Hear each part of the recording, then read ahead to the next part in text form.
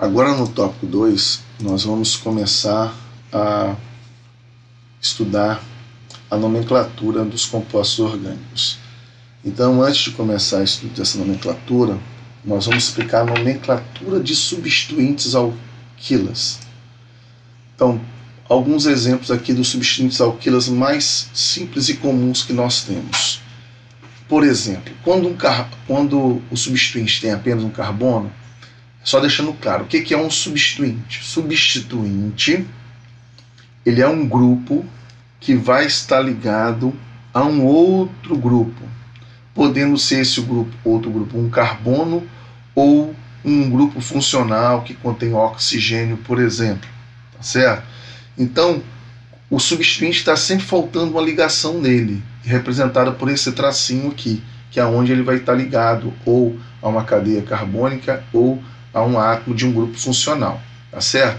Então, todo substituinte, a nomenclatura dele termina com -il, correto?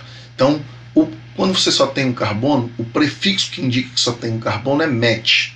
Então, portanto, esse vai ser o substituinte metil, que é o mais comum que aparece nos compostos orgânicos. Já quando você tem dois carbonos, o prefixo que indica dois carbonos é et, então você tem a terminação -il.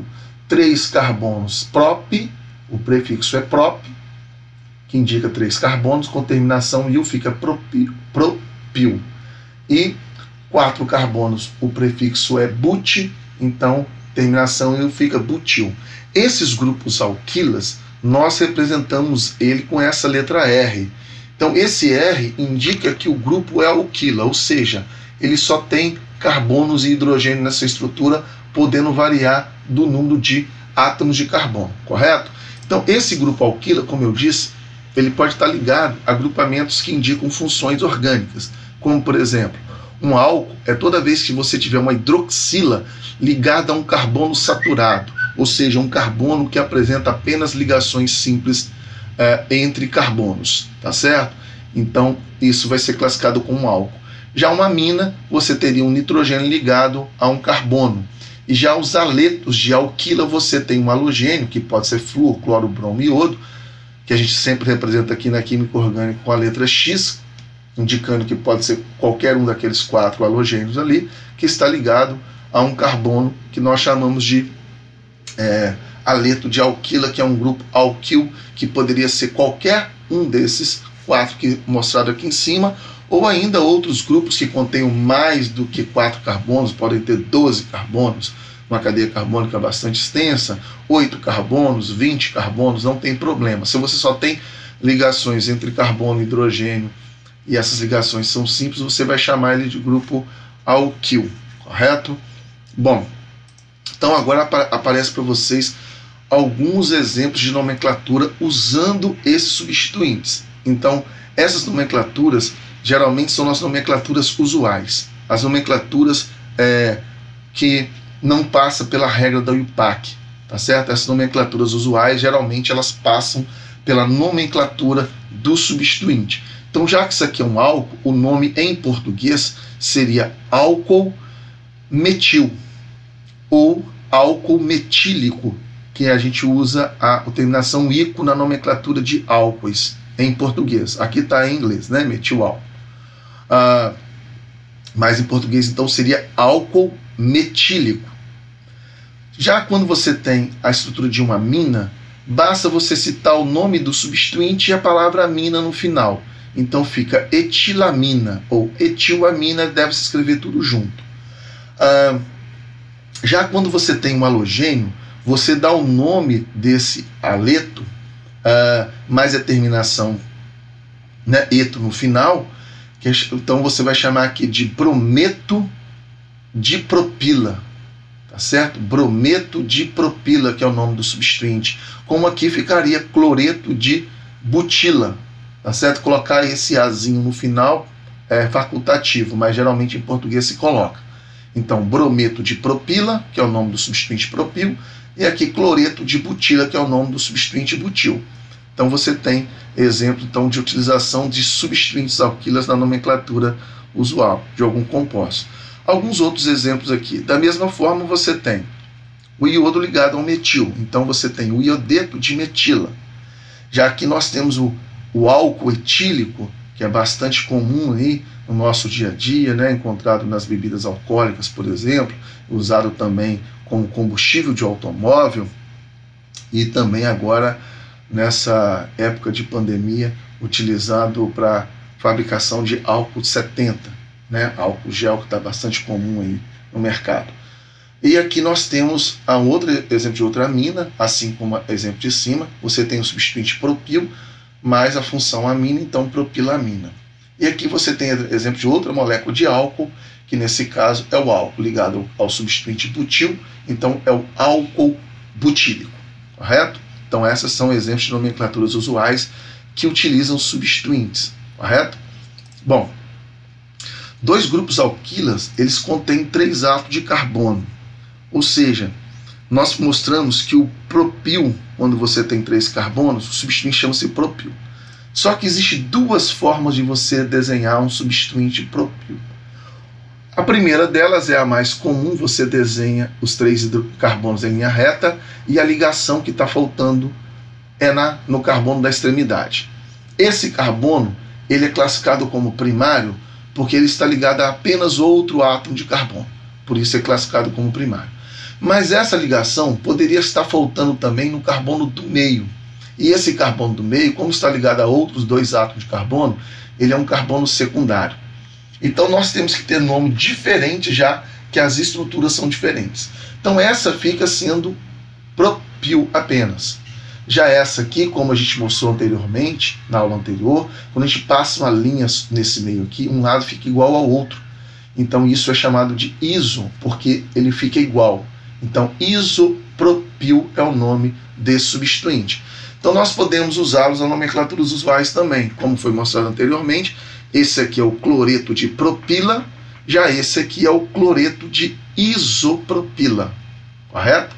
Então, esse substituinte isopropil é bastante comum e é importante que vocês lembrem dele, tá certo?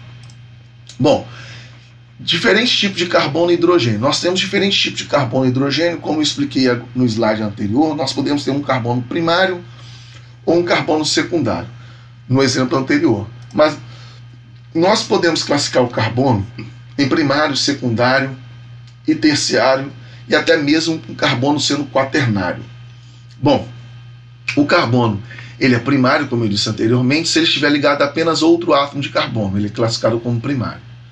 Aqui, por mais que mudou a estrutura, ele continua sendo primário, que ele está ligado apenas a um outro carbono. Só que aqui mudou. Aqui você tem um substituinte butil, que tem 4 carbonos.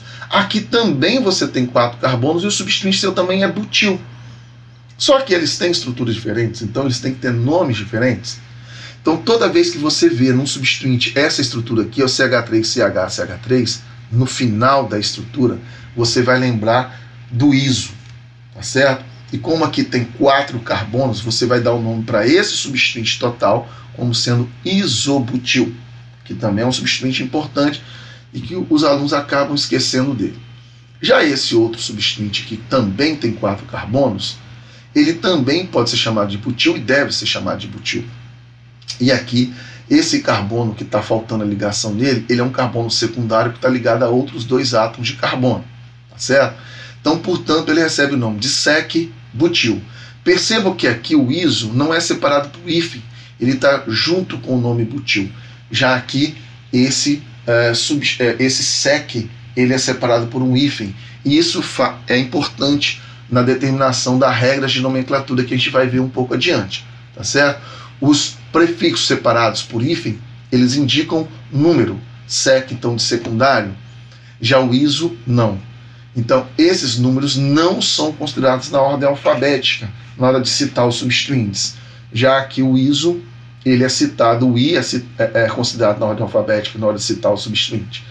Nós temos com 4 carbonos, mais este outro grupo que também tem 4 carbonos e, portanto, tem que ser chamado de butil. E esse carbono, ele é terciário, que ele está ligado a outros 3 átomos de carbonos diferentes. Então, daí o nome vem terte, que indica número, novamente, separado por hífen, butil. Então esse é o grupo tertibutila, correto? Então com 4 carbonos você pode ter 4 substituintes diferentes com o butil.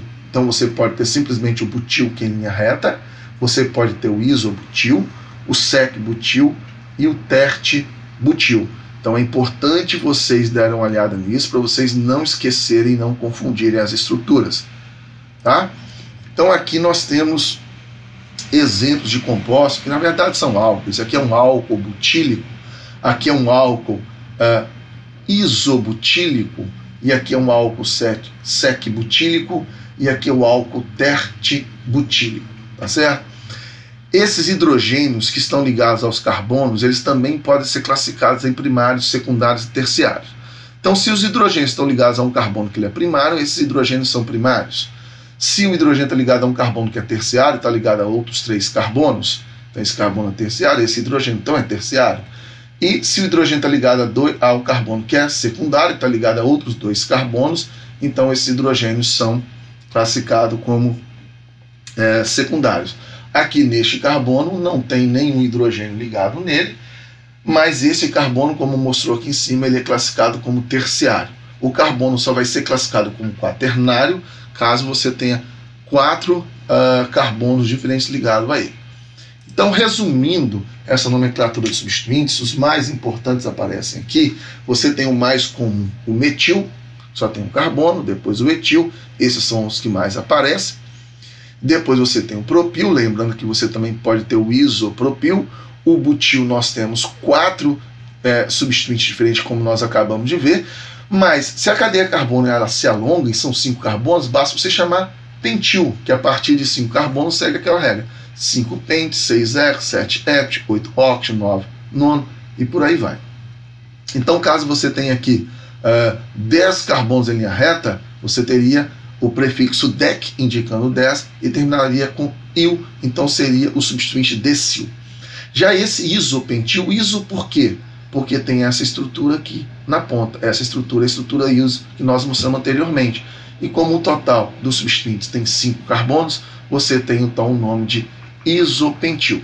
Então aqui aparece alguns nomes substituintes importantes que você deve lembrar. Então nós terminamos esse segundo tópico que fala sobre nomenclatura de substituintes. Até a próxima aula.